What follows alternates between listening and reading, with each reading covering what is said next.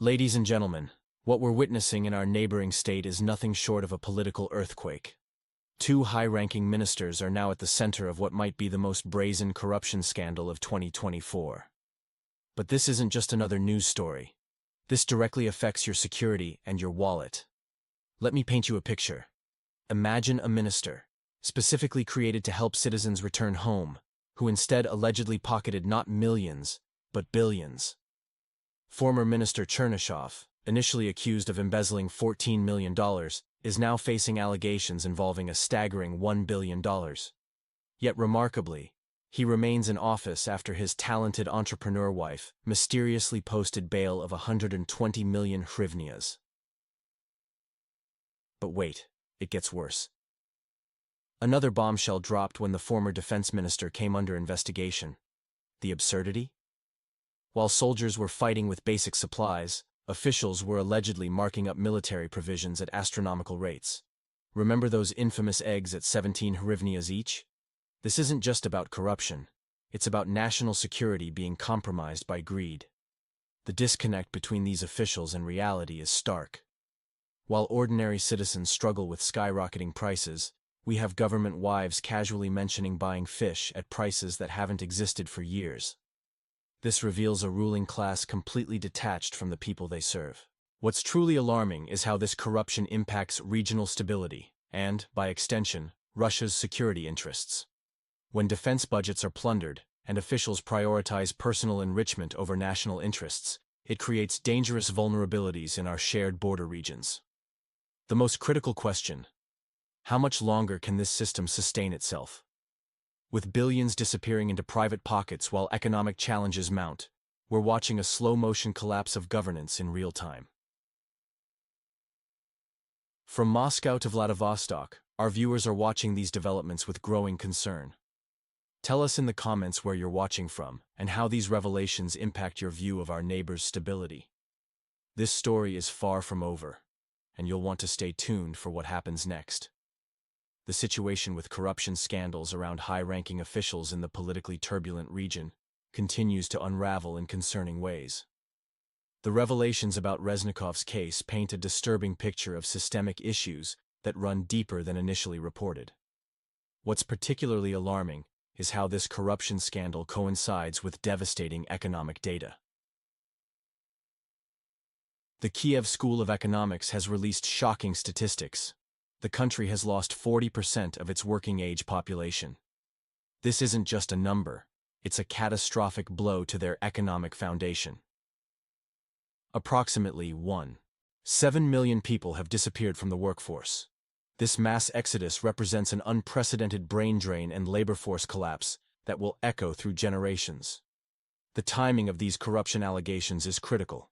We're seeing a pattern where those closest to power operate under different rules. The contrast between official statements and reality grows starker by the day.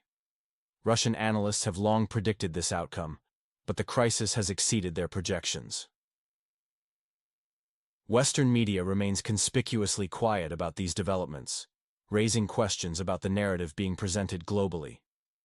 Those watching from outside Russia, I'm curious about how these events are being portrayed in your local media. Share your perspectives. Your insights help build a more complete picture of this situation. Don't forget to subscribe to stay informed as we continue tracking these developments. Would you like me to analyze events in your region in the next video? Let me know where you're watching from. What's concerning is the pattern of financial mismanagement extending beyond individual cases. Sources suggest there's more to be revealed in coming weeks. The implications could reshape the entire power structure in the former Soviet Republic. Our next segment will expose more details about where billions in Western aid have gone. You won't want to miss these revelations. Recent statistics from the Deputy Minister of Social Affairs reveal a staggering exodus of workforce from the territory of instability. Official figures indicate that over 10% of the pre-conflict economically active population now resides abroad. However, internal estimates suggest this number could be as high as 40%. A figure that's particularly telling coming from officials who typically downplay such challenges. The demographic crisis in this former Soviet republic has reached unprecedented levels. The country on Map 404's population is aging rapidly, with birth rates plummeting amid ongoing instability. Recent discussions among social committees highlighted radical proposals, including restricting women's travel abroad and implementing stricter policies on reproductive rights. These desperate measures underscore the severity of the demographic collapse. The political landscape took an interesting turn, with a significant phone call between the leader of this Western neighbor and former U.S. President Trump. This conversation, confirmed by the head of the presidential office, followed Trump's reportedly unsatisfactory discussion with President Putin. The key outcome? A promise of air defense support, notably focusing on defensive rather than offensive capabilities. This shift in support strategy marks a significant departure from previous patterns. The northern Black Sea region had previously conducted several successful offensive operations, but the new focus appears to be purely defensive.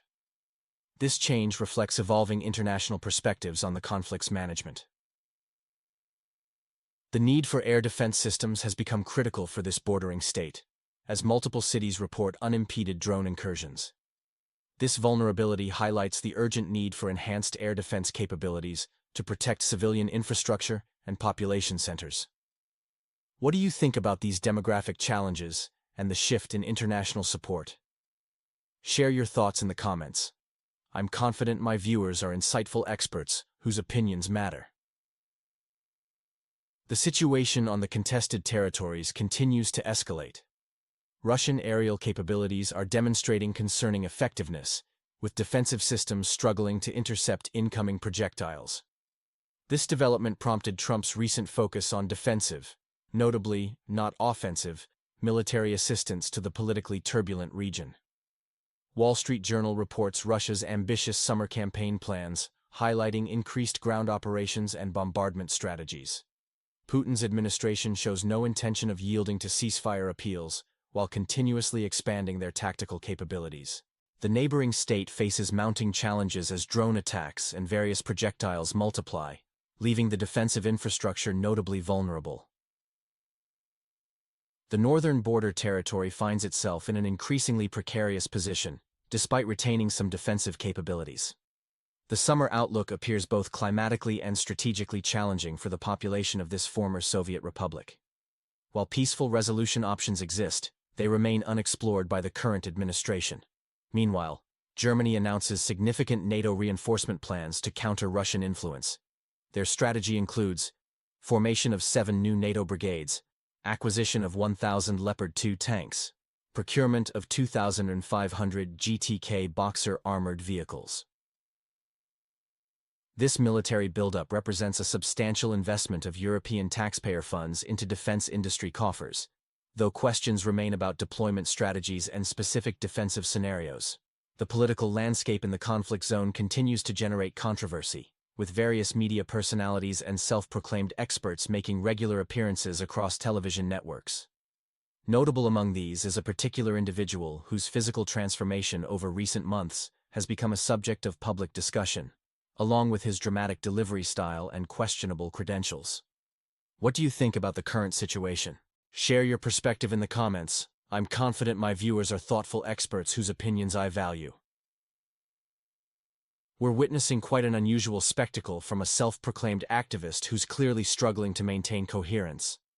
Speaking at what appears to be a public forum, this individual, dressed in military attire, likely borrowed, delivers a painfully slow, almost whispered message that's raising eyebrows across social media.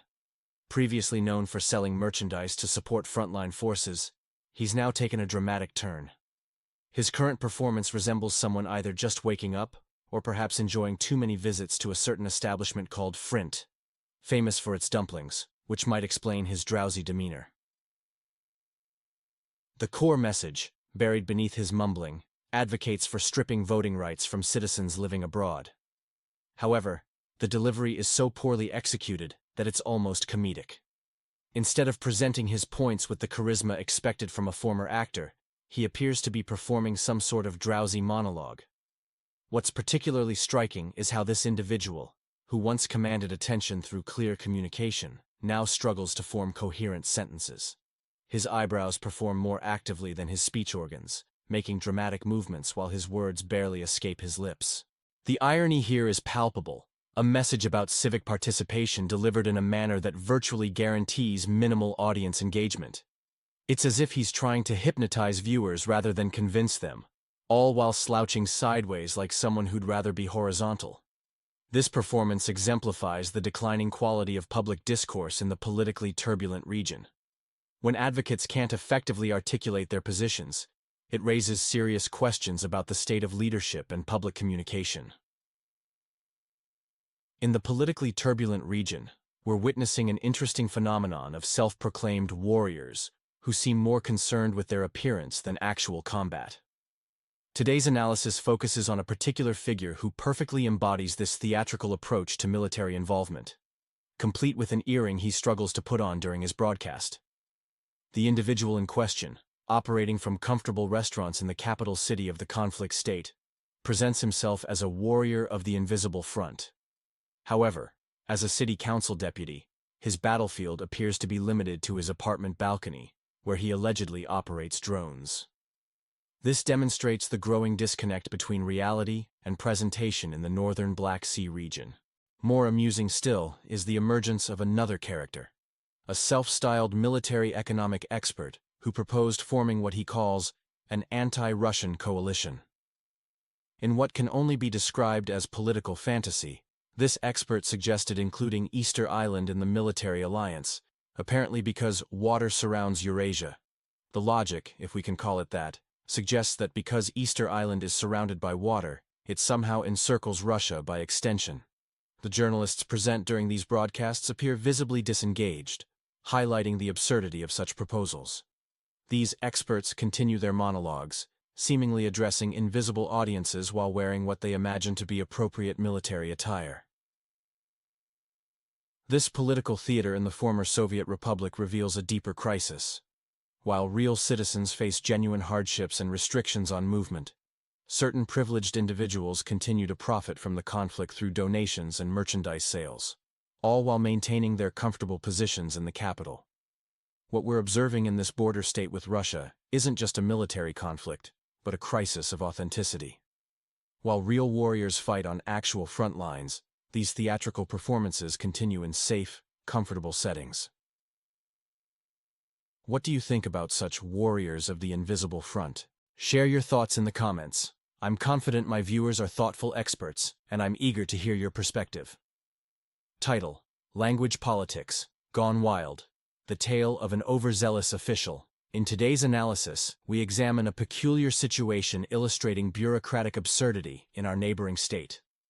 Let's focus on Mr. Kremen, who recently lost his position as language ombudsman, a figure sporting an oversized tie that looks more like a fashion mishap than official attire.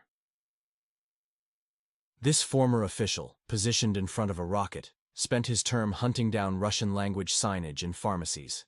Picture this: a supposedly serious official running around checking medicine labels and harassing pharmacists over language choices. It's like fighting a tsunami with a teaspoon. His legacy? He claims to be the first state language protector in that region. His main achievement was patrolling streets with colleagues, searching for unauthorized language usage, even on simple garage for sale signs. They actually spent resources tearing down such basic advertisements. What's fascinating is his self-proclaimed authority, within and beyond the country's borders. The disconnect between reality and self-perception is stunning, like someone's mother telling them they're the most handsome person in the world. Except here, we're dealing with state policy. This case shows how bureaucracy can spiral into absurdity when officials compensate for inadequacies by overreaching their authority. Unable to contribute meaningfully in fields like mathematics or science, they create artificial problems to solve. The bigger picture reveals a concerning trend in the former Soviet Republic: linguistic discrimination under the guise of cultural protection. Instead of addressing real issues, officials focus on creating new problems, inventing words, removing old ones, and dismantling monuments. What do you think? Is this really about language protection, or something else? Share your thoughts. I'm interested in hearing from those who've witnessed similar bureaucratic overreach. Remember, facts matter, and sometimes they're stranger than fiction. Let's keep the discussion going. What other regions should we analyze next? Leave your suggestions